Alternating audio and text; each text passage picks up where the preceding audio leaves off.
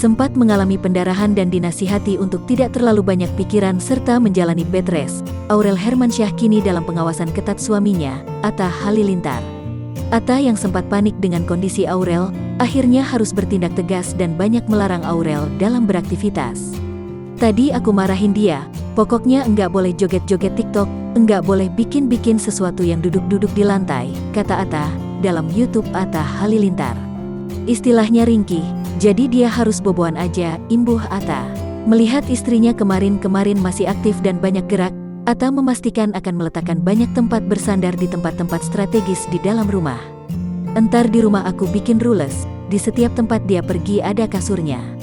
Di dekat meja makan ada tempat nyandarnya, di luar harus ada kayak gitu, di kamar juga, tutur Atta yang mengatakan akan melakukan hal tersebut hingga 2 bulan ke depan.